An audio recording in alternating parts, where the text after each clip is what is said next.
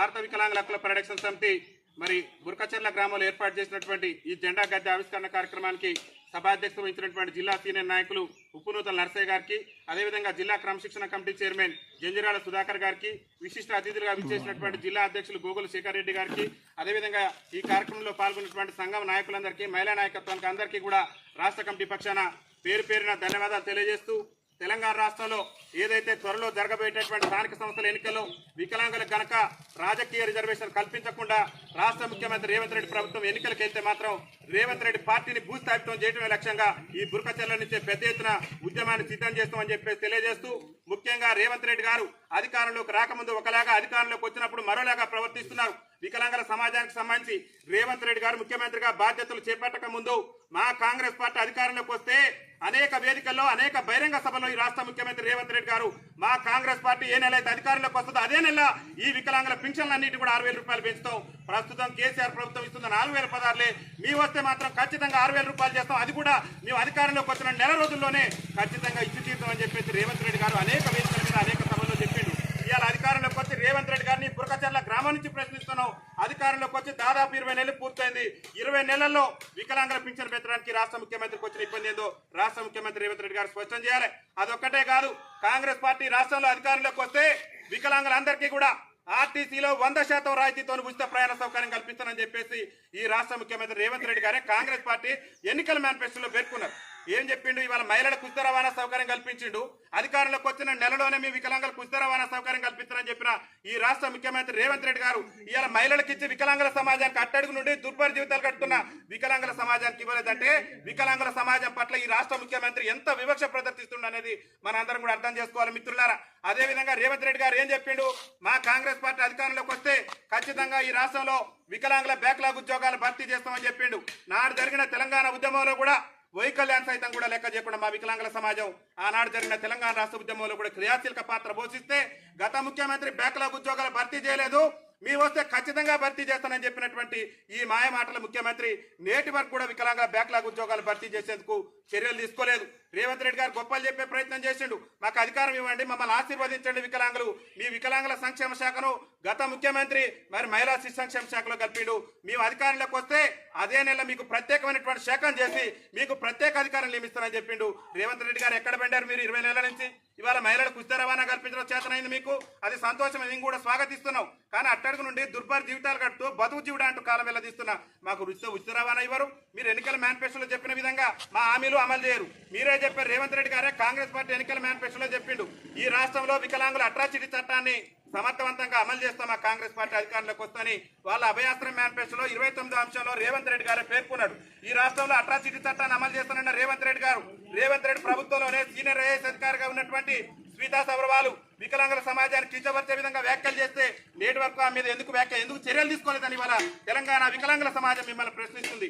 అదొక్కటే కాదు, ఇవాళ రాష్ట్ర ముఖ్యమంత్రి గారు రేవంత్ రెడ్డి పాలనలో వికలాంగుల సంక్షేమం కానీ వికలాంగుల మీద దాడులు పెరిగిపోయినాయి. అరే రాష్ట్ర ముఖ్యమంత్రి వికలాంగుల అట్రాసిటీ చట్టాన్ని అమలు చేస్తామని పిసిసి అధ్యక్షుని హోదాలో చెప్పిన ఈ రాష్ట్ర ముఖ్యమంత్రి రేవంత్ రెడ్డి గారు జగిత్యాలలో తన గోడు చెప్పేందుకు వెళ్ళినటువంటి వికలాంగుడిని కలెక్టరేట్ లోనే పోలీసులతో ఈడ్చుకెళ్లేటటువంటి చరిత్ర ఈ రేవంత్ రెడ్డి పార్టీది రేవంత్ రెడ్డి. కాబట్టి మేము ఒకటే చెప్తున్నాం, రాష్ట్రంలో వికలాంగుల అట్రాసిటీ చట్టాన్ని సమర్థవంతంగా అమలు చేసే విధంగా రాష్ట్ర ముఖ్యమంత్రి డీజీపీ మరి ఉన్నత స్థాయి అధికారులతో సమీక్ష నిర్వహించి ఈ రాష్ట్రంలో వికలాంగుల అట్రాసిటీ చట్టాన్ని సమర్థవంతంగా అమలు చేయాలి. మీరు ఇచ్చినటువంటి హామీయే ఎన్నికల్లో మేము అధికారంలోకి వస్తే అదే నెల నుంచి 6,000 రూపాయలు ఇస్తానన్నారు. అప్పటి నుంచి మొదలు పెడితే ఏదైతే ఆ పెండింగ్ పింఛన్ ఉందో ఆ పింఛన్ అంతా కూడా తక్షణమే ఇవ్వాలి. అదేవిధంగా మాకు ఇచ్చినటువంటి హామీలన్నింటి కూడా నెరవేర్చాలి. ముఖ్యంగా తెలంగాణ రాష్ట్రంలో త్వరలో జరగబోయేటటువంటి స్థానిక సంస్థల ఎన్నికల్లో వికలాంగులు కనుక రాజకీయ రిజర్వేషన్ కల్పించకుండా కనుక మీరు ఎన్నికలకు వెళ్తే మాత్రం ఈ బుర్కచెర్ల నుంచి మీ కాంగ్రెస్ పార్టీని భూస్థాపితం చేయడమే లక్ష్యంగా గ్రామాన కూడా భారత వికలాంగుల హక్కుల పరిరక్షణ సమితి కాంగ్రెస్ పార్టీని భూస్థాపితమే లక్ష్యంగా మా యొక్క ఉద్యమ కార్యాచరణ ఉంటుందని చెప్పేసి ఈ రాష్ట్ర ముఖ్యమంత్రి తెలియజేస్తూ, చిత్తశుద్ధి ఉంటే రాష్ట్ర ముఖ్యమంత్రి రేవంత్ రెడ్డి గారు చిత్తశుద్ధి ఉంటే ఈ బుర్కచెర్ల వేదిక నుంచి మేము ప్రశ్నించేటటువంటి ప్రశ్నలకు సమాధానం చెప్పాలి. చిత్తశుద్ధి ఉంటే తక్షణమే మా పింఛన్ 6,000 రూపాయలు చేయాలి. ఇలా మహిళలకు ఇచ్చినట్టుగానే మాకు కూడా వికలాంగులకు ఉచిత రవాణా సౌకర్యం కల్పించాలి.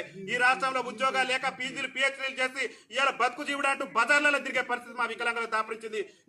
నీ పార్టీ కనుక చిత్తశుద్ధి ఉంటే తక్షణం ఈ రాష్ట్రంలో బ్యాక్లాగ్ ఉద్యోగాలు భర్తీ చేయాలి. తక్షణం ఈ రాష్ట్రంలో వికలాంగుల అట్రాసిటీ చట్టాన్ని అమలు చేయాలి.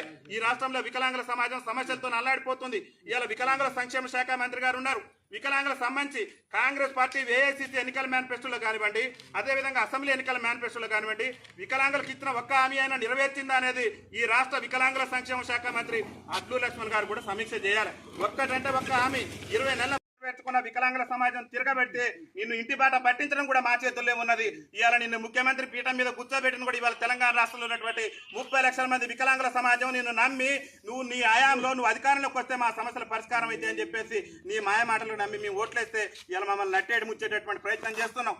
గత ప్రభుత్వం ఏమో దళిత బంధు అని తెచ్చింది, కానీ మా వికలాంగులు కూడా బంధు తెమ్మని చెప్పినాం. నీకు చిత్తశుద్ధి ఉంటే వికలాంగుల బంధు తీసుకురా. ఈ రాష్ట్రంలో దుర్భర జీవితాలు కడుతున్న ప్రతి ఒక్క వికలాంగునికి 15 లక్షల రూపాయల వికలాంగుల బంధు పథకాన్ని వర్తింపజేసి వికలాంగుల సమాజం యొక్క అభివృద్ధికి మీరు పాటుపడాలని చెప్పేసి విజ్ఞప్తి చేస్తున్నాం.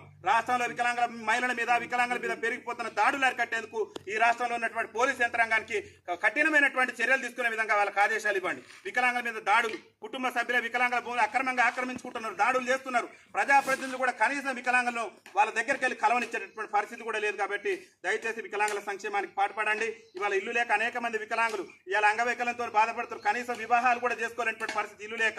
ఇల్లు లేనటువంటి ప్రతి ఒక్క వికలాంగులు కూడా ఇందిరమ్మ రాజ్యం అని చెప్తున్నావు నువ్వు. మరి ఇందిరమ్మ రాజ్యంలో వికలాంగులకు ఇల్లేవా రేవంత్ రెడ్డి అని చెప్పేసి బుర్కచర్ల వేదిక నుంచి మేము ప్రశ్నిస్తున్నాం.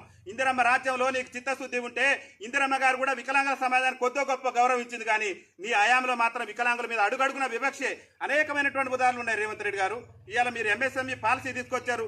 రాష్ట్ర ప్రభుత్వం వచ్చినాక రేవంత్ రెడ్డి గారు మీరు తీసుకొచ్చిన పాలసీలో కూడా గత ముఖ్యమంత్రి ఉన్నప్పుడన్నా మాకు రిజర్వేషన్లు ఉండే, మీరు వచ్చిన తర్వాత ఉన్న రిజర్వేషన్లు కూడా మాకు తీసేసి మమ్మల్ని అయోమయంలోకి నెట్టేర్చారు. మా వికలాంగుల సమాజాన్ని మరింత చిన్న చూపు చూపారు. కాబట్టి దయచేసి మా సమస్యలు పరిష్కరించే విధంగా చిత్తశుద్ధితో మీరు పనిచేయండి. మీ కాంగ్రెస్ పార్టీకి భవిష్యత్తు ఉంటుంది, మేము అందరం ఆదరిస్తాం. కానీ మా సమాజాన్ని మా సమస్యలు కనుక పరిష్కరించకుంటే మాత్రం నిన్ను నీ పార్టీని గద్దె దించేంత వరకు కూడా మా యొక్క ఉద్యమ కార్యాచరణ ఉంటుందని చెప్పేసి ఈ బుర్కచర్ల వేదిక నుంచి మేము తెలియజేస్తూ, ఏదేమైనప్పుడు కూడా మిత్రులారా ఈ బుర్కచర్ల గ్రామంలో ఉన్న వికలాంగ సోదరులు అందరూ కూడా తెలియజేస్తున్నాం. మనందరం కూడా పార్టీలకు అతీతంగా ఐక్యమత్యంగా హక్కుల సాధన కోసం, ఆత్మ గౌరవం కోసం, రాజ్యాధికారంలో మన ఓట్ల దక్కేంత వరకు కూడా ఈ రాష్ట్ర ముఖ్యమంత్రి రేవంత్ రెడ్డి ప్రభుత్వం మీద పెద్ద ఎత్తున పోరాటం చేయడానికి సన్నద్ధం కావాలి.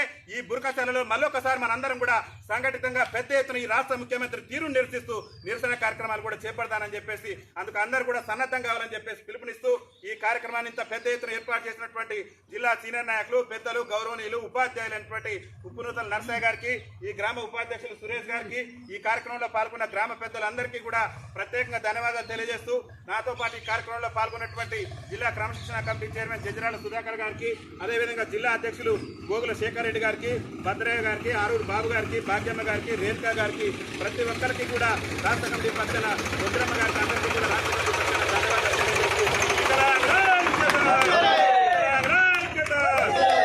ధన్యవాదాలు స్థానిక సంస్థల ఎన్నికల్లో వికలాంగులకు రాజకీయ రిజర్వేషన్, స్థానిక సంస్థల ఎన్నికల్లో వికలాంగులకు రాజకీయ రిజర్వేషన్, సాధిస్తాం సాధిస్తాం సాధిస్తాం సాధిస్తాం.